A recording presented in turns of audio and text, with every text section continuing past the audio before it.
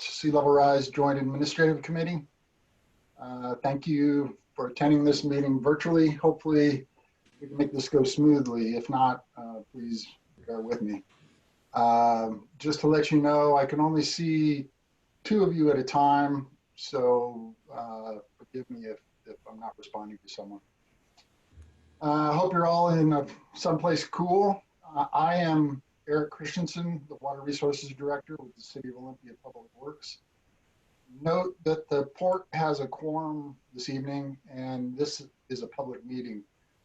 We don't have anyone from the public signed up for comment, but it shows that we do have 4 public attendees at this time.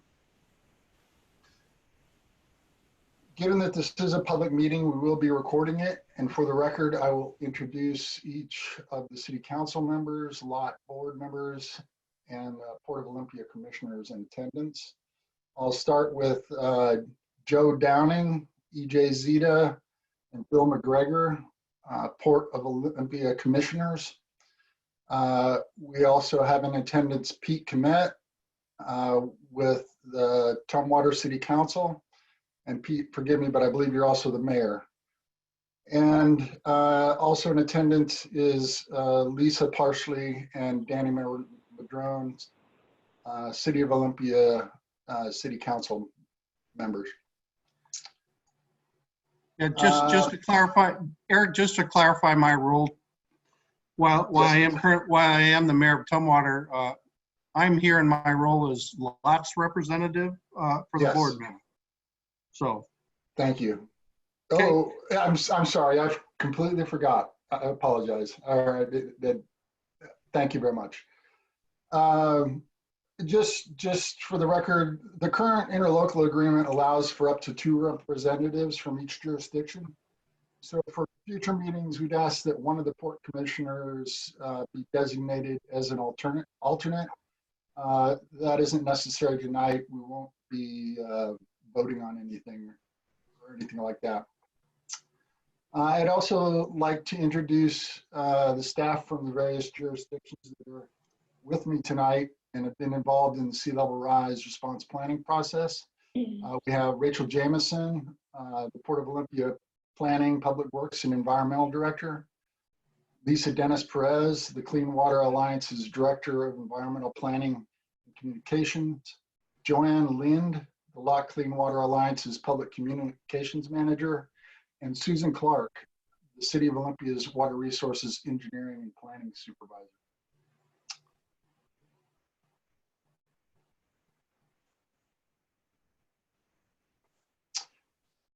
Here is tonight's agenda. I will provide you with a brief overview of the Olympia Sea Level Rise Response Plan and the current interlocal agreement before getting into our main objective of discussing and getting the committee's feedback on future governance structure and our next steps.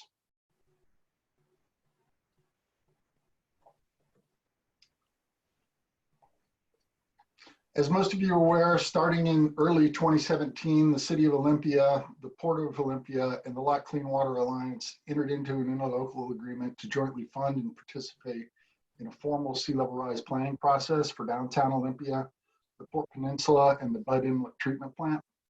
The planning effort, which concluded in the spring of 2019, resulted in adoption of the Olympia Sea Level Rise Response Plan. The plan, as I'll refer to it, provides a comprehensive short-term, mid-term, and long-term strategies for minimizing and preventing flooding from rising sea levels. The plan addresses climate science and sea level rise projections, which I'll discuss in the next slide, a vulnerability and risk assessment, and as we'll show in a minute, downtown is vulnerable to extensive flooding, even with 6 to 12 inches of sea level rise. The plan also provides an approach to adaptation that includes physical and operational strategies, as well as governance and informational strategies. And it provides the next steps and implementation schedules based on monitored sea levels.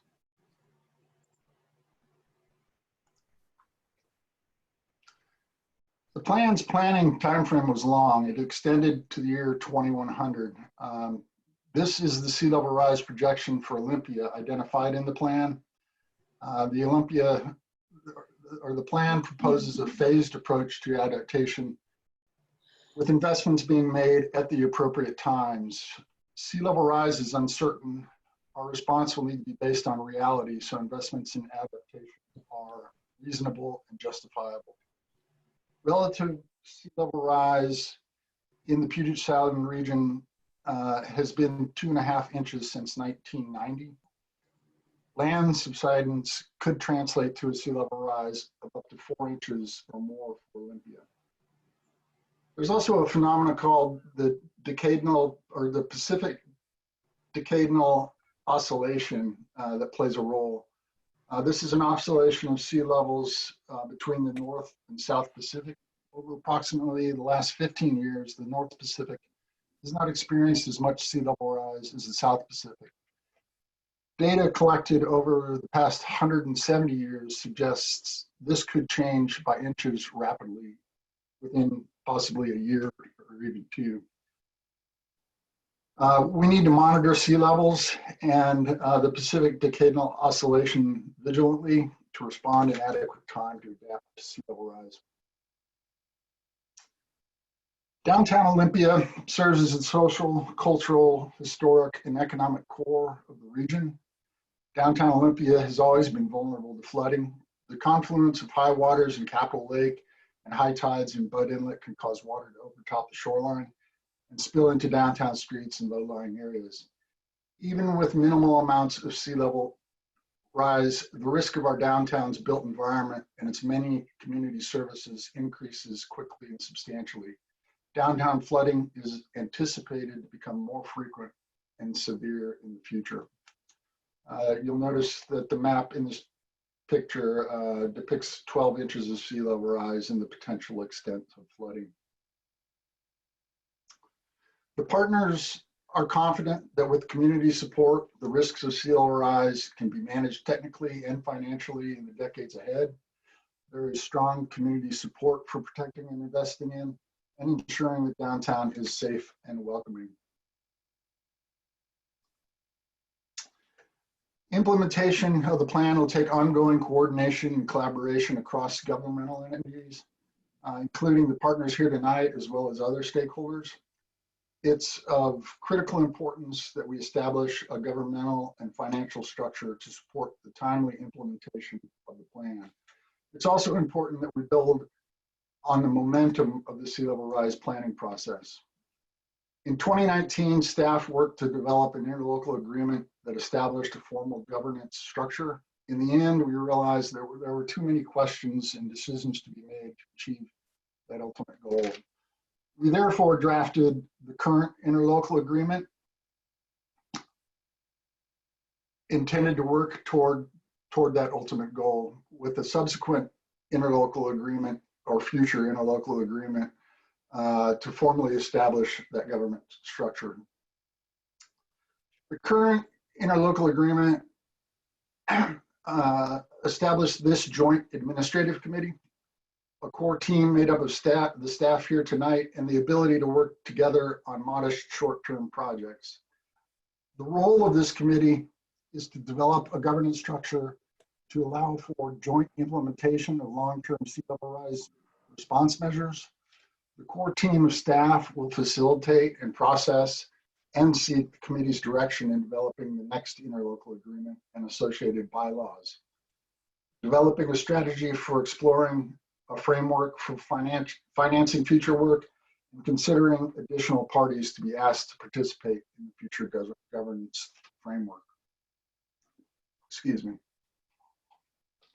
Note that this committee is not tasked with finding ways to fund future projects at this time, but rather to establish a governance structure that will be successful in informing those future decisions.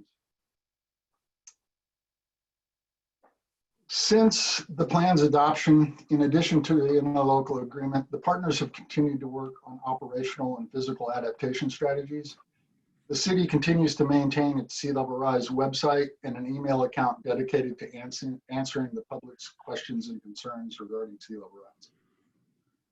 The city, lot, and Washington State Department of Enterprise Services have been coordinating on emergency operations associated with downtown flooding, with a focus on sandbag placement and ways to prevent floodwaters from entering the combined sewer system and jeopardizing the capacity of the Bud Inlet treatment plant. The city has also installed 20 tide gates to prevent water from flowing in reverse from Capitol Lake and marine waters to low-lying areas of downtown.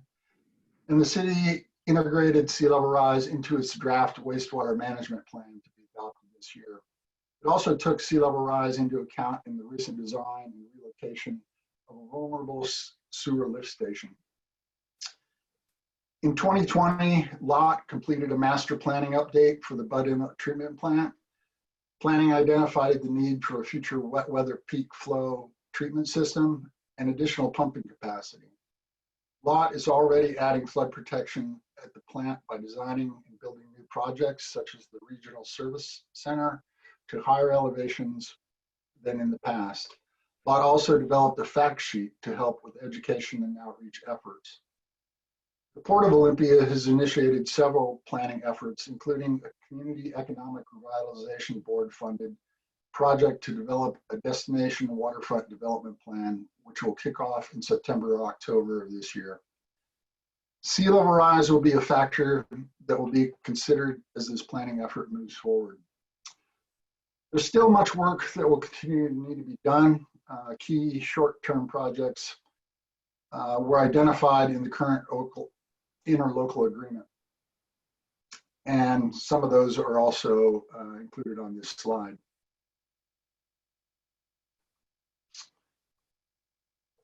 Now tonight's real work. As I mentioned earlier, staff attempted to draft an interlocal agreement and bylaws for an ultimate formal governance framework, but realized there were several questions and decisions we needed your feedback on.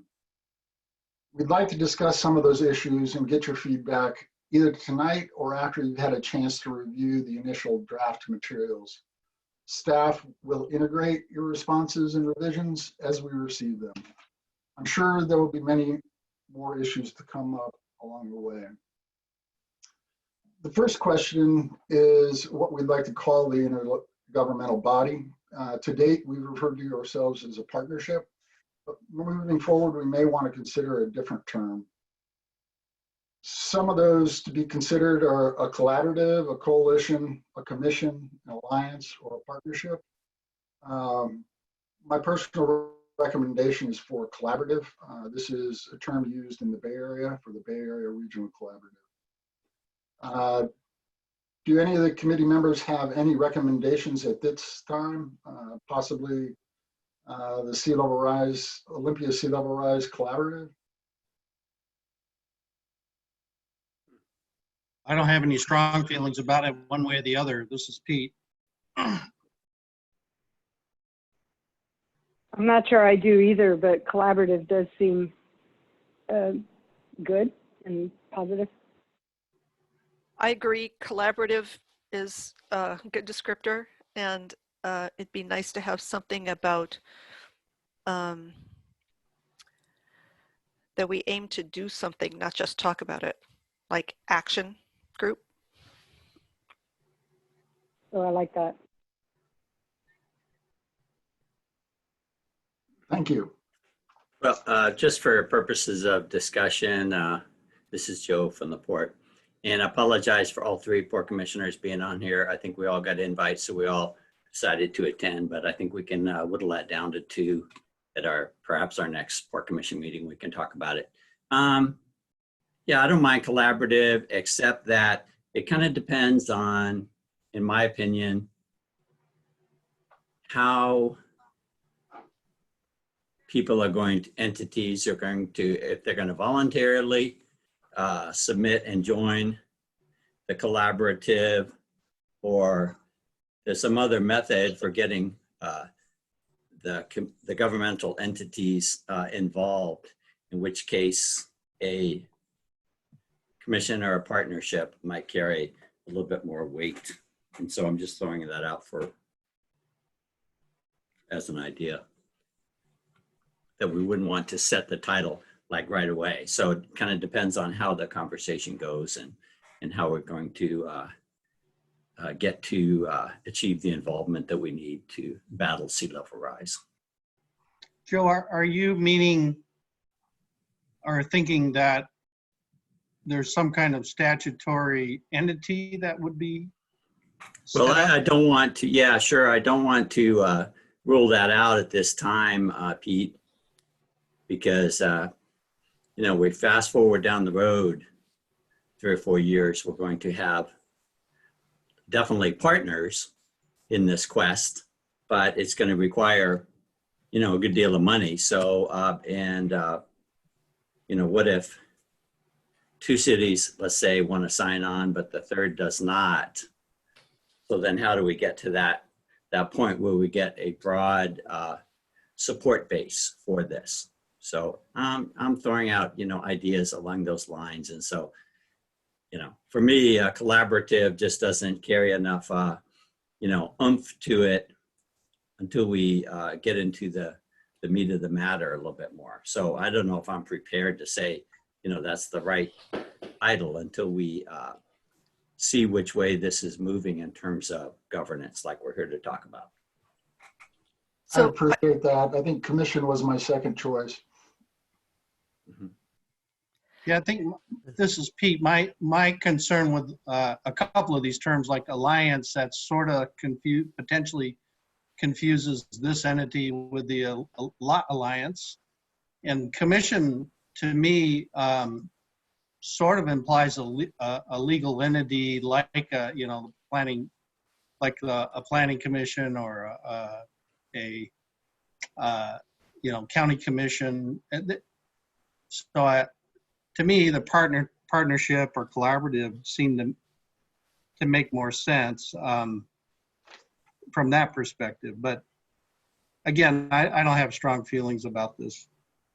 Eric, could I ask a question? The Bay Area Collaborative, what kind of agreement structure is that? Is it an interlocal agreement situation? Is it a legal collection of the entities? What is that? It is, and it's concerned with more than just sea level rise. It's concerned with all kinds of planning efforts within like a certain distance of the shoreline. There is also the Bay Conservation and Development Commission that does deal with, I'd say, primarily sea level rise. And a commission is a body that's tasked with you know, certain responsibilities. I agree with Pete on either collaborative or partnership. Those are my 2 preferred ones for the same reasons that he stated. Yeah, I'm fine with any one of them, but when I look up the definition of coalition, it's an alliance of distinct partners, persons, or states for joint action. So I heard joint action as one of the things we'd like to see happen, and that word kind of imparts that we're going to be taking some kind of action. So anyway, that's just my input. Well, we don't need to settle on anything tonight. We're really just asking for feedback at this point. We can put several terms in there and settle on them as we move forward. You know, Joe was started to talk about who should be invited, who should be members or partners. And I think we have a good core right now with Olympia, Lot, and the port. I trust that we have reached out to Squaxin Island Tribe. They should absolutely be invited.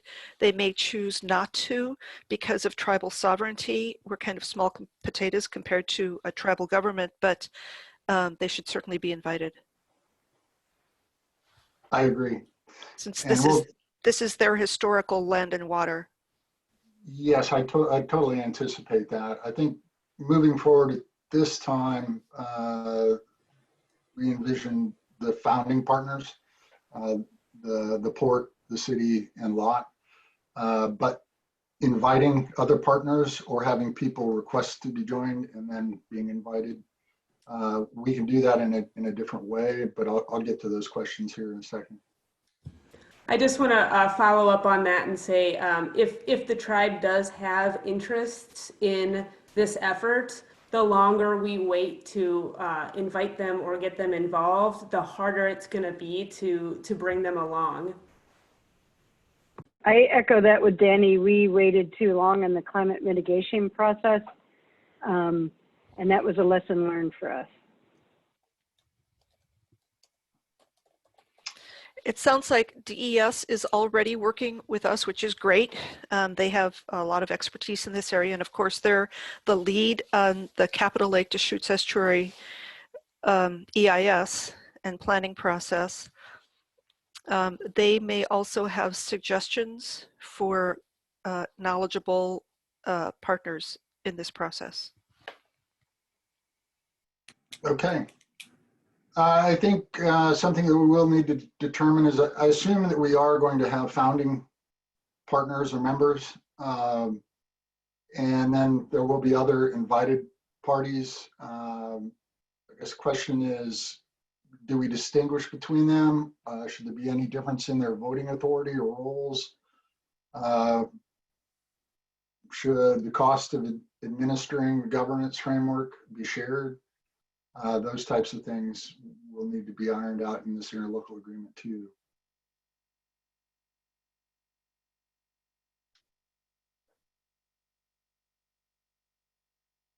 Any thoughts on those subjects? The climate mitigation planning group just started our phase 3, and we just were talking about this. I'd kind of give you an impression of what the group thought, which included members from the county, Tumwater and Lacey, as well as us from Olympia. And one of the ideas was the voting members are the ones that are not only in charge of policy, but in charge of financing and funding. We'll be dealing with the lion's share of the finances. But ex officios could be those that would provide information and expertise to the decision process. Just a thought. Yeah, this is Pete. I would think that would be how you would want to structure this as well. Something along, I mean, paying, especially if there's money that has to be put up by any of the entities, then those individuals, I would think, would be given a higher level status in this process. And that's kind of how we envisioned it. The associates would be ex officio members. Invited parties may be DES, possibly DNR, the Squaxins, possibly even the county. They've demonstrated some interest. I would suggest that if Squaxin does want to be involved, they are at a higher status than invited. Okay, and we can reach out to them here shortly. I have reached out to Department of Enterprise Services. They've got a little different structure in entering interlocal agreements, but we are in discussions with them. Is your plan to also invite one of the downtown business districts, either the chamber or the downtown association? There's a good possibility of that. We'll get on to committees here in just a moment, and there may be it may be that they become part of a stakeholders group or some other means. They're definitely going to play a role, particularly in financing. But here, let me go on to the next page here. Again, we'd like to know what you feel is an appropriate number of representatives from each partner. The Port and Lot have a limited number of commissioners and board members. So it's therefore been requested that the number of representatives be limited to 1 representative and 1 alternate. Is that acceptable?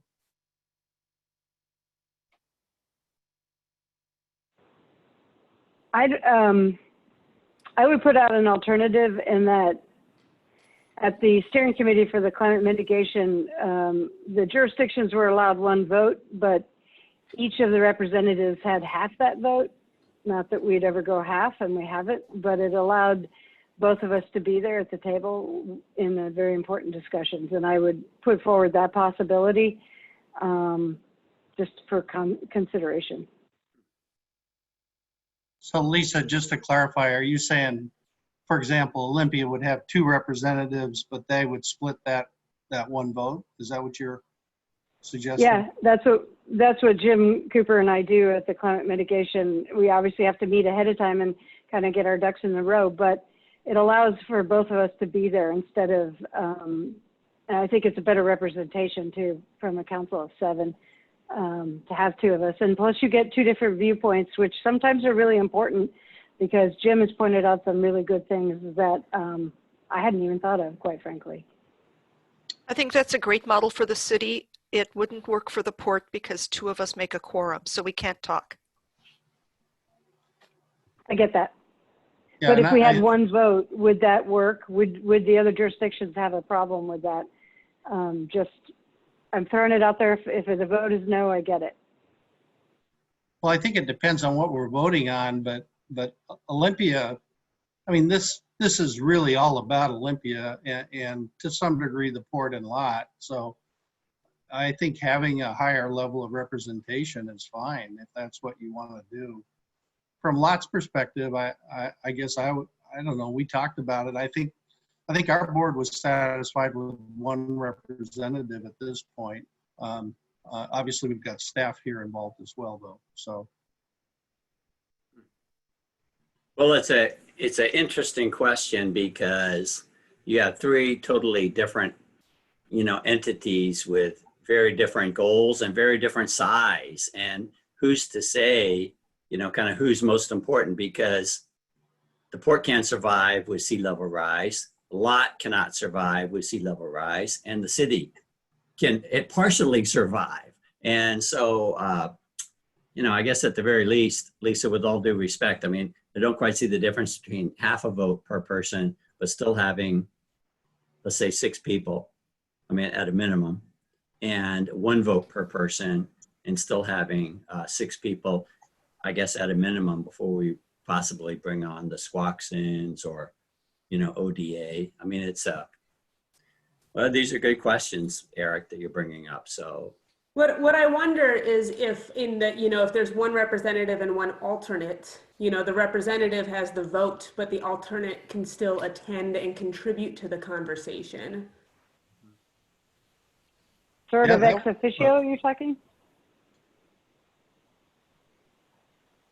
we have that, well, that's not bad, Danny, except that in the case of the port, we have, you might say we have rotating assignments. And so that 1 vote might be pointing the group in one direction, but then in the next year, you might have a different outlook, shall we say. And, so that does not, from the Port of Olympia standpoint, I don't think that we would be consistently represented, which would then hurt the structure of the group itself. I mean, would not be consistent. So I'd be concerned about that. So that's my, I guess, rebuttal to. I think the model that we use for port representation at TRPC and other committees is a good model for this as well. There's 1 commissioner and there's an alternate, and we try to keep each other informed, and we try to get agreement before taking votes. We try and do that in advance at port meetings, and I don't see why that same model can't work for this. I'd also like to, I think everybody remembers that the work we've been doing together over the last 3 years between the port, lot, and the city, we've already agreed on some goals. And I think that we also have the Capitol Lake work group, executive work group, of where one of us sits on that panel as well and reports back to the other commissioners at a commission meeting, and before action is taken or official action by the port, we usually have a discussion of that. So I think that having 1 representative from the port on this panel would work for me, with the understanding that we're going to handle it the same as we do most other assignments that we have, whether it be the EDC or the TRPC, as Commissioner Zeta pointed out. I think that works well for us. I'm fine with one representative, which is assigned at the beginning of the year. And at times we've had consistency by letting the same person represent us on that committee for a number of years just to remain consistent. It sounds like one representative. So the question is for the jurisdictions where it wouldn't cause a quorum, would it be okay for the alternate to also attend and just not have a vote? Yeah, I don't see any problem with that. To me, the vote, really, you're not voting as an individual, you're voting representing your organization. So theoretically, I mean, if there's a financial commitment or a significant policy issue, we're going to take that back to our boards and get a majority opinion anyway, and then use that to represent our position if there is such a need in this. So I think if other folks want to attend and input from Olympia, again, I mean, this is critical to downtown Olympia. I have no concerns with that. I support that, Danny. I think that's a good idea because, you know, that's just how important this issue is to at least the three entities. Thanks, Joe. That's what I had meant to say before, so sorry if that wasn't clear. Yeah, if that's the way we're going, I believe the council, I was the delegate and Denny is the alternate.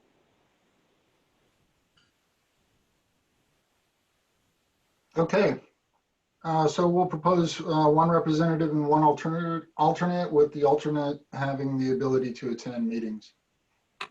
Single vote per representative, though.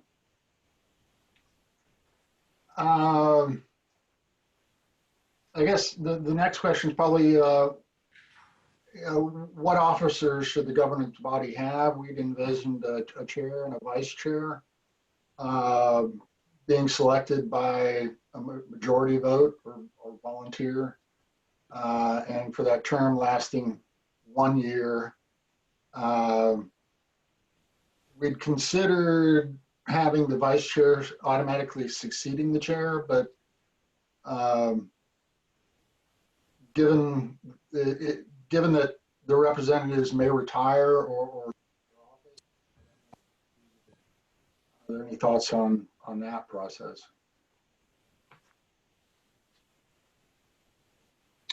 Well, unless you want staff running the meeting, we'll need to designate somebody as chair of this group. So, Yeah. And it's obvious, if you do that, then it's important to have someone who can step in those shoes should that individual not be available. So yeah, chair and vice chair makes sense to me. Beyond that, I don't really see a need to go beyond that.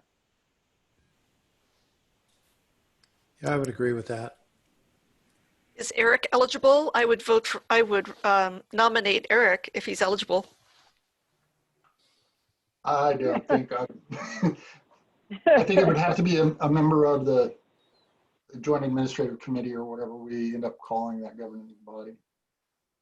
And I think it's important that staff not be preoccupied trying to run the meeting and like tonight and focus on their presentation and the technical advice they're giving us. Are we responsible for nominating and electing that, or is this the next section and we're still a couple steps down the line before we do that? I think that would be we envision that being a couple steps down the line. We'd envision this committee being more or less an interim governance structure in order to get us to that next interlocal agreement where we can build the ultimate structure and get some of these questions answered. I support the idea of a chair and the vice chair,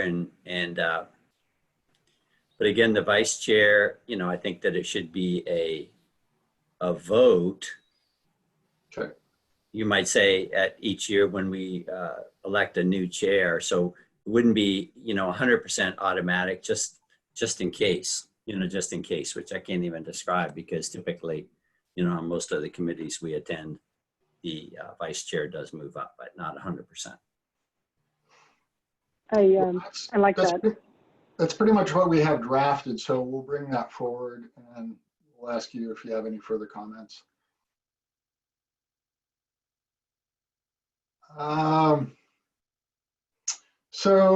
If those of you familiar with the plan, the plan envisioned following committee and subcommittees: an oversight committee. We may call that an oversight committee, a joint administrative committee, or a steering committee. That would be comprised of elected or appointed officials, you folks, from the various agencies to review and approve implementation of sea level rise response actions. Are there any thoughts on what this committee should be called? I'm open. Well, for the DES process with Capital Lake Deschutes Estuary, there's several committees. There's all of these, and then there's the executive work group. I don't know if we're going to be that big, but we might. Yeah, you could call them the elected officials if that's what you're limiting it to, the executive committee. Okay.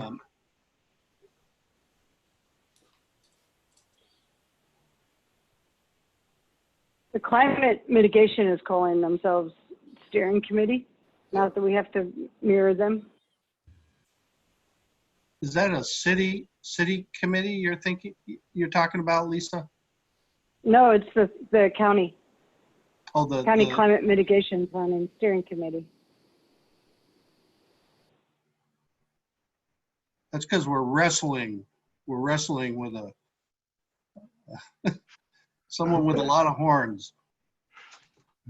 Well, I'll go with executive committee for now, and we'll change the name in the ILA.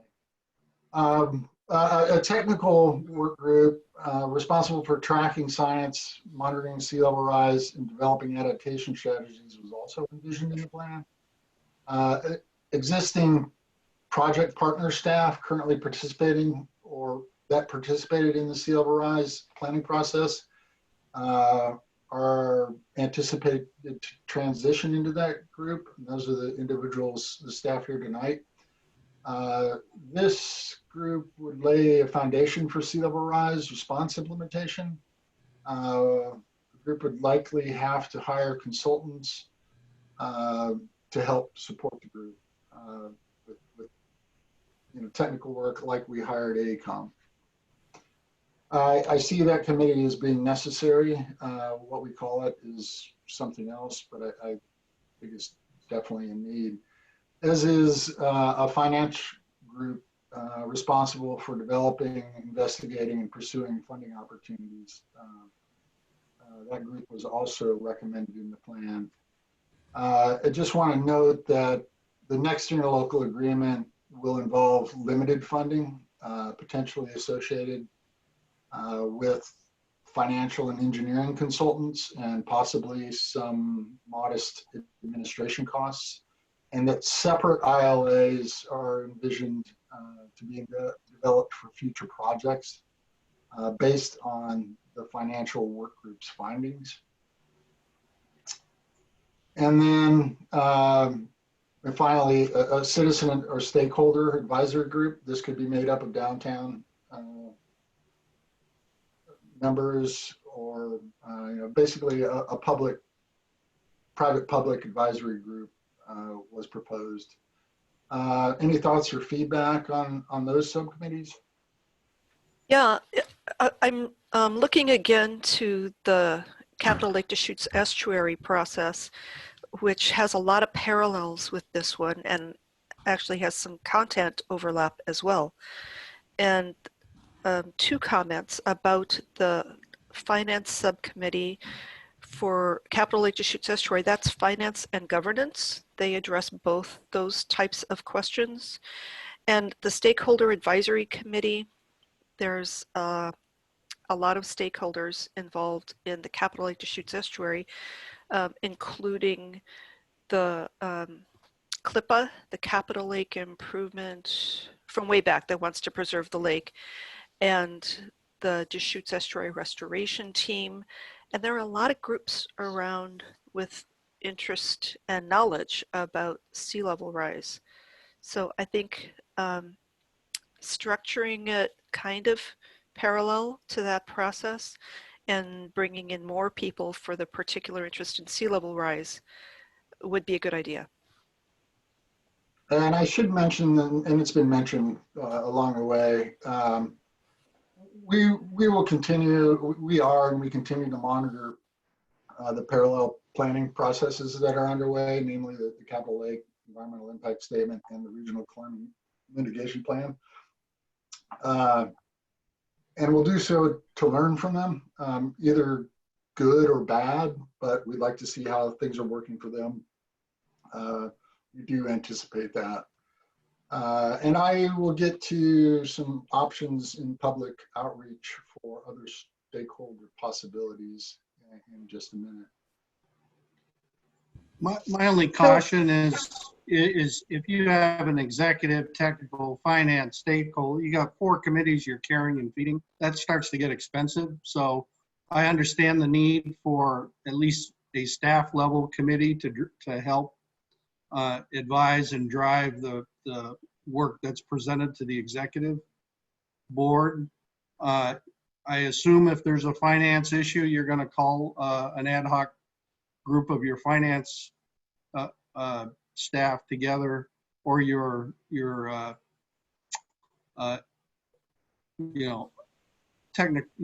highest administrative staff to make recommendations on that, like we're doing with Capital Lake. So I guess my thinking would be to try to keep your standing committees to a minimum. You can always pull together an ad hoc committee if you need to address a particular finance issue or those sorts of things. So that's my only caution here. I guess. Sorry, I was going to just jump on Pete Commit's comments, and having just been through this conversation with the climate mitigation group, I'm concerned about having too many standing committees too, not just the cost, but staffing. Who's going to staff all these? And most of our jurisdictions are struggling with staffing being toward in so many different directions. So I'd be more interested in a technical standing committee and then ad hoc as we need it. Okay. Using the ex officio to get advisors onto the administrative. Understood. I think in our discussions in the planning process, financing seemed to be one of the most controversial, and it's a big number that's out there. We definitely will need some professional help. We're going to need some help from the community,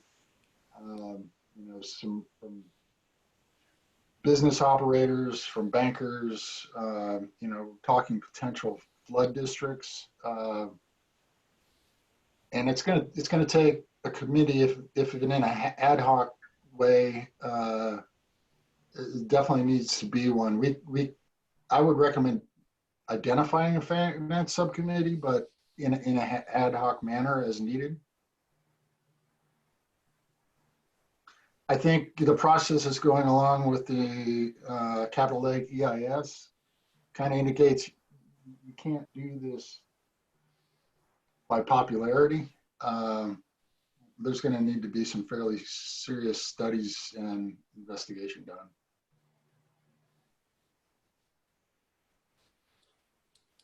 That all makes a lot of sense, Eric. I agree. Good point. I would agree with what Mayor Commit was saying there, that we probably add ad hoc committees as needed, but try to keep a technical committee and those kind of things that are going to be staff run type of committees, at least those. But the finance committee could be as projects come forward type of a thing, and so I would agree with that. Okay.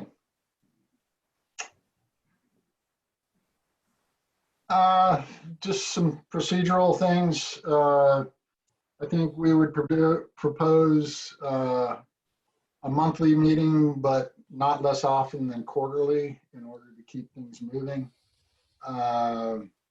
Unless there's something, different that we need to do. We could always call special meetings too. We also need to discuss, whether this is going to be, should business be conducted on a consensus basis, meaning each party must agree to support any proposed action or by some other means, like a majority vote.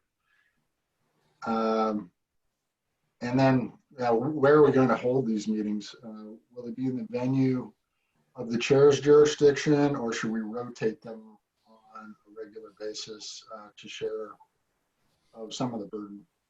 Zoom. For a while. Yeah.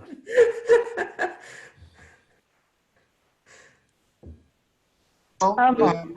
The one thing, and maybe I'm thinking too much like a business person, because there is going to be a financial ticket to some of our decisions. I'm reluctant to have, especially with only 3 votes, I'm reluctant to have 2 vote for it and a third be obligated financially if they're not for it. So I'm kind of just for financial reasons looking at consensus, but I'm open to what the rest of you guys say. Yeah, I think the challenge here is this is not a legal entity. We're essentially kind of almost an advisory committee to our boards and commissions, and so I think we can't order the port to put up a certain amount of money or or Lot or anybody else at this point. So it seems like consensus makes sense, and that forces us to hopefully find solutions that everybody can work with as well. So I would tend to agree. I think consensus. The number of meetings, I think, depends on how often you need us. If initially you need monthly meetings to get things moving, and then can reduce them later on, that's fine. And it looks like we're kind of stuck in this environment for a while, right? So I think this is our location for a while. Pretty low overhead with this one. I think we'll draft that to say meetings as needed, but no less than quarterly, in order to make sure we make progress. Mm-hmm. And I agree. I'd just like to voice my support of Pete's suggestion about consensus, because especially with this small group, that way it can be fully supported, more supported by the community, whatever it takes. And so, and I think that people are going to try hard to reach that consensus because the stakes are high. So it's kind of a unique situation. And in regard to long-term meeting location, I think we should be talking about doing Zoom meetings more often after the pandemic. We're talking about sea level rise and climate change, and driving to meetings. It doesn't need to happen all the time. There might be moments where, we need to come together as a group to have a retreat or more focused conversation where being in person is really helpful. But I don't think we should lock ourselves into thinking that we do need to always be meeting in person, because that'll make sea level rise faster. Well said, Danny. Well said. That fits right in with TRPC and Transportation Planning Board. We've been hearing from WashDOT about how can we incentivize more telework, and it is incentivized now, and that is since transportation is one of our biggest inputs of carbon emissions in this state and just about everywhere. The more we can do to reduce that and still have good meetings. Zoom's working okay. Yeah, Zoom's working. The one positive out of COVID. Okay, well, if and when it's safe to get together again, I'd recommend rotating meeting locations if possible. If we choose to do meetings remotely, we can do that too. I guess it works in terms of public comment. I mean, we've had good success in other meetings, especially once things get going. I really like the downtown port office. It's a great location. Parking is relatively easy there. You know, I would say, you know, when we need to get together to point to maps or develop lists or I think it's harder to do online than in person, so that you know, it may not have to be every meeting, but there may be key meetings where we do have to get together. And if we do, I think the port location is a great location for that. I agree, Pete. That's a nice big building. It's easy access, and you know, we can put things out on the table. We have good staff support. We're not going to be there forever. After a couple of years, we might not be there anymore. Hopefully, COVID will be over by then. So this isn't going to be a burden on the port then, because it is a good room. Because when we did sea level rise, that was a good meeting there. Well, Yeah, we would need to clear it with staff, but I agree with Pete. It's good meeting space, and we're certainly capable of doing that. Yeah, and the other alternative that I could think of would be the lot. The lot boardroom is a great facility. It's set up for televising as well, so it's really a great convenient location as well. So COVID would be, yeah, post-COVID. Okay, we'll take that into account. Got the last thing on this slide is how about the one thing staff struggled with a little bit was how are we going to administer or facilitate these meetings? Should staff from the chair's jurisdiction administer meetings or and materials, or should staff from a given jurisdiction be assigned for consistency? The city of Olympia has been doing a lot of this work up till now. But I know it's eaten into our staff's. Well, it's something of a burden, I'll just say. And then how, if at all, should those costs of administration be shared? I think they would be modest. I don't think, you know, this would be maybe an eighth to a quarter of an FTE. Well, as I recall from the plan that was published last year that we all three worked on, our three jurisdictions, the port is the most vulnerable soonest. And I cannot offer port staff's services without the agreement of fellow commissioners and without consulting port staff, but I think it would be appropriate for us to step up.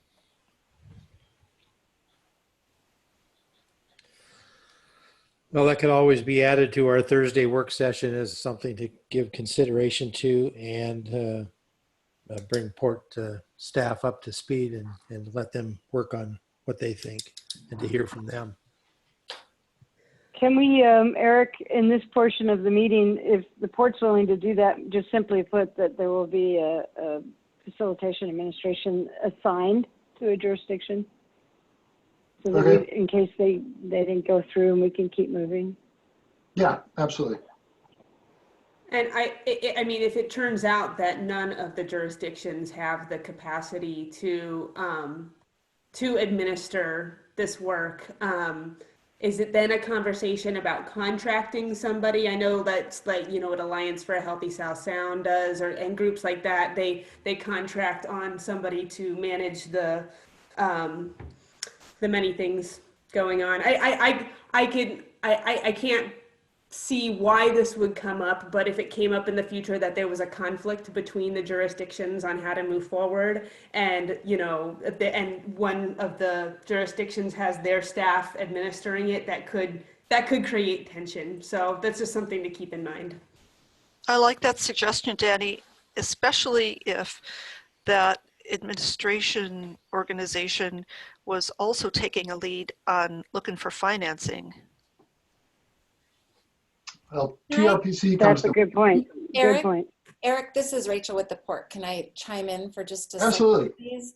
One of the things that we discussed at our last staff meeting on this was, and the commission will find this familiar, is even the potential of a shared staff. We're in the process, the commission will be considering it next Monday, of a shared staff person with other ports to do and lead this work, and recognizing and appreciating that all jurisdictions have really identified this as an important body of work as we move forward and really look at what that workload might look like. Perhaps a shared staff, be it half-time, full-time, three-quarter time, could be something also that you could consider moving forward. That's a great idea, Rachel. Thanks for that suggestion. Rachel's talking about a port collaboration that's being brokered by the Washington Public Ports Association to hire a staff biologist to help all the ports who need that kind of advice get it. So that's a great suggestion.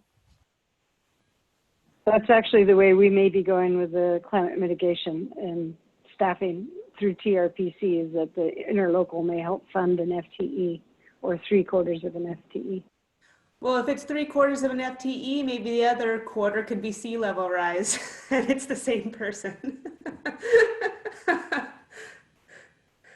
Actually, that sounds like it makes a lot of sense, because the climate mitigation plan and sea level rise should be closely related. And it's also, if we have just one person who's shared staff between our 3 jurisdictions, there's the risk that they become kind of professionally isolated. And if they have a bigger cohort, for example, including the climate mitigation planning process, that could be more rewarding and supportive for that staff person. What do you envision this person doing, Eric? Well, there's a lot of day-to-day work, putting together these meetings, putting together materials, keeping things going, posting information, keeping websites up to date, that type of thing. Monitoring our sea level rise email account. And What about then, community outreach? That could yeah, be- community public outreach is my next slide, and that would also be a big part of it. So this is not necessarily someone like yourself, a technical person necessarily here. No, not necessarily. This is just kind of getting the nuts and bolts and keeping it moving. Well, and if they're involved in community outreach, we probably would want somebody who can wrap their head around the technical aspect, but also be able to translate that to, common language that people can understand. Sure. Okay, well, we'll go with the ports model. Thank you, Rachel. I'm sorry I missed my notes. That there is a model out there. And we can also check in with TRPC and see the feasibility of tagging on a quarter FTE. Well, especially if since phase 3 for climate is working at the same time we're doing this, maybe there's a way to make sure that happens. I could bring that forward to Tom Oliva, who's the leader in that group. I just would caution you all, especially the port in Olympia. I mean, you're I'm sure faced with tight budgets. To support another individual to administer this effort is going to be a challenge, I think. So just be aware of that. And we haven't budgeted for this at all at Lot, so I certainly couldn't commit to joint funding administration of this. I'm not privy to what some of the background discussions at a staff level, but I will have to check with that. So I assume that this would be an Olympia lead, since you know it's been driven by Olympia to date, but it sounds like that's not necessarily the case. So I guess I need to go back and see what I can commit as a Lot board member. Well, Pete's certainly right that financial constraints are always an issue, and more so now than ever.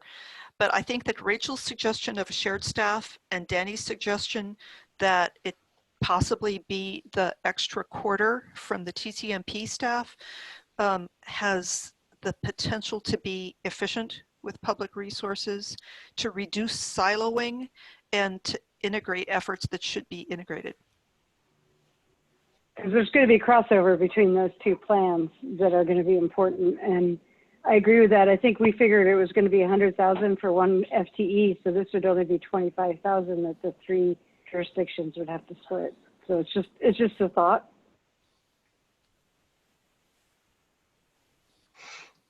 Yeah, I support it as well. I mean, I think that at some point we need to pick up speed. You know, we're talking about our structure. We're talking about having more frequent meetings. We're talking about, you know, getting the public involved. And so, you know, I mean, it just kind of goes along with picking up speed on this project.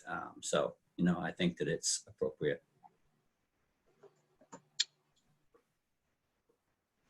Okay. Well, I'll move on to the next slide. There may also be a possibility of teaming with the new climate mitigation person with the city. The city has committed funds to sea level rise on an annual basis. So we would just redirect portions of that from contracting and that type of thing. In regards to public involvement process, as I mentioned a few minutes ago, a citizen or stakeholder advisory group specific to this effort may be considered, or we could utilize existing committees and members like the city's utility advisory committee, or we could, stakeholders pertinent to a specific issue could be selected to fill this function without a committee too, or a subcommittee. So there's many ways we could go about it. If we need an ad hoc committee, if we need a special interest committee, those are possibilities. And then of course, we're going to have to maintain an education outreach effort, a means for public comment. We currently have a city email address that we keep an eye on, and then an internet presence. And that could be, again, the city's Sea Level Rise web page. Not all of this has to get ironed out into the interlocal agreement, but I think we do need to discuss some of the stakeholders' involvement. Any thoughts on those subjects? Am I hearing the city potentially offering to continue to maintain the web presence that you have been so generously providing all these years? Well, I think the city's going to maintain a website regardless. So it makes sense to, it's got all the history there. You know, if things get significant or really big, like some of the Bay Area groups, we may need to consider, you know, a separately hosted website in the long term. But I think we can commit to maintaining a web page for the near future. Well, that's a generous offer, and you've got all the information that we're relying on. You have been the leader in this process. Thurston Regional Planning Council does a great job of public involvement, all these things on the list. And I bet that they could subcontract this for a reasonable amount. If we were going to have a subcontractor for this, we might have to put it out to an RFP. I don't know, but we have resources in this community that already do good work with this. Yeah, that agree. might go along with the administrator if we do the quarter time through the climate process. They will be housed out of TRPC, so that kind of goes along with it. And they're also excellent at finding money.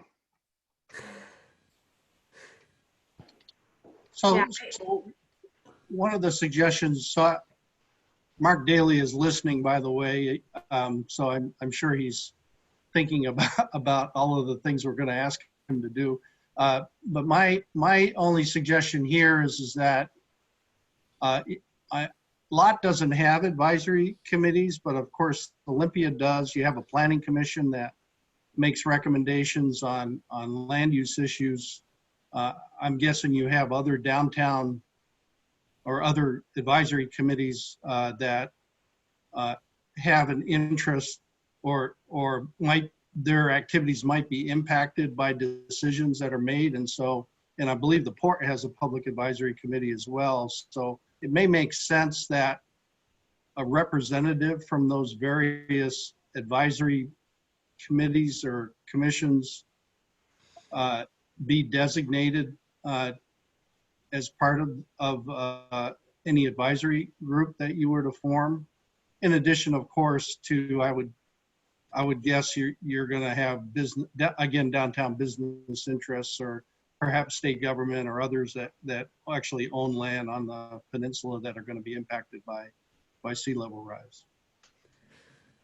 I can also think of the environmental component of sea level rise and changes that might be made to the shoreline that impact habitat and stuff like that as being an important stakeholder. And with all the conversation we've had in the past couple of months around racial equity and equity issues in general, I would want us to think about some kind of equity framework to make sure that if we're going to be selective with stakeholders and some kind of representation there, that we're thinking about disproportional impact to any activities or implementation around sea level rise. That's a good idea. And I think in light of what Pete was also suggesting, we're standing up what was called a Human Rights Commission. We don't know the name yet until the process is done. So that would be covered with those. And I think that's a good idea. Use our existing standing committees to populate some of this. My question is, are we going to need a standing committee on public involvement, or is this an ad hoc process as we get moving forward with different tactics and strategies with our sea level plan? Are we going to need to have this all the time, or is this an ad hoc? I don't know if a committee is, if we should have a committee planning public involvement. It might be useful to have staff doing the planning and then bringing the community together, bringing the public together in the ways that they know how to do. Thank you, I think, Peter. That's good. yeah, despite what the plan said, I think staff, and I can't speak for everybody, but I think we kind of agreed that this may be a big lift for us to maintain, and that it may be easier to find other ways to achieve that public input. Maybe we do it through informing those various existing committees and getting their feedback, and then getting public involvement at those meetings. Or, we're going to definitely be holding, at least an annual update to the community. And anytime we get into anything that deals with financing and money burdens, this will have to go to our various elected officials for adoption. So there's other ways of achieving that. Are you thinking that you won't have a standing stakeholder committee, Eric? Well, we kind of struggled with it, and I'm speaking for others here too, but we definitely, we need to have public input. There's no doubt about that, and it needs to be, as robust as we can make it. But for us to manage a separate committee just for this at this time would be pretty difficult. Now, if we did it on an ad hoc basis, where we pulled people in that we knew, a diverse group of people for input, I think that may work. But a standing committee may be a little bit too much. And I like the idea. I think Zita recommended this too, seeing what we can do with TRPC and what that would involve too. Okay.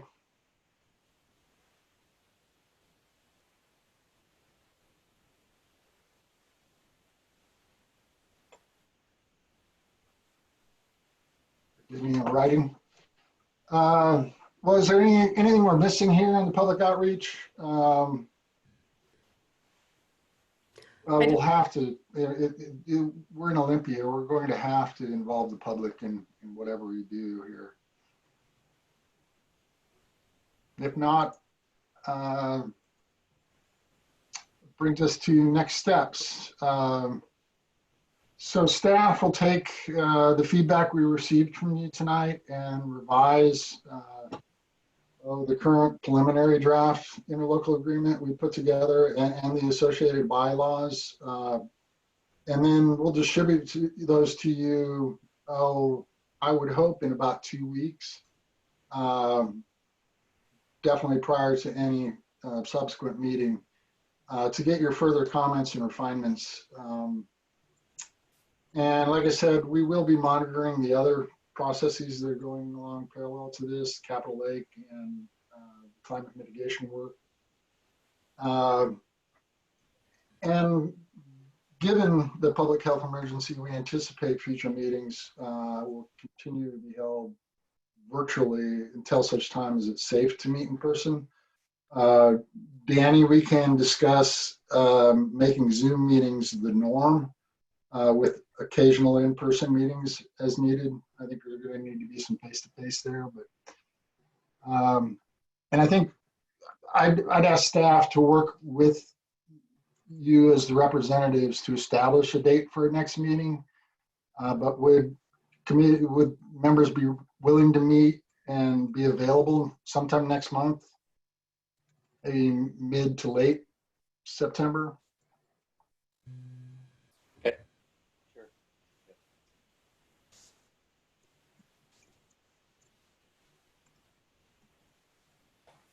Well, Eric, it sounds like City of Olympia staff are not going to get an August vacation, huh? Where's it? We don't have anywhere to go. What do you mean? I don't see this next draft as being a big lift. But I think once you see what we put together, you'll begin to understand kind of what the challenges are to getting to the next step, to getting to a more formal ultimate governance framework. And what we've discussed tonight, I don't see any great difficulty in putting together. But then we need to keep. I heard a lot of consensus. Okay, then staff will work together to find a meeting time for next month. We'll check schedules to see if well, we can check individual schedules. And that's all we had for you tonight. I really appreciate your attendance. I hope you've been able to stay cool. It's warming up a little in my house.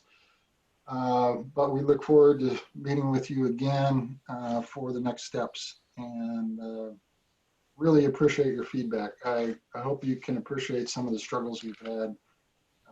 We didn't want to make assumptions and bring an interlocal agreement to the 3 entities that just required more work. Well, we appreciate your work, Eric. Okay, Thank you. Yeah, we do. Thank you. It's good It's work. a lot of work already. I want to thank the City of Olympia for taking the lead on this all these years and for helping us take the next step so we can all carry our share of the load and work together on this and integrate with the other planning groups. So thank you, Eric. Thank you, City of Olympia. Thanks, everybody. Well, and thank you all. This is important work. It's easy to do when it's important.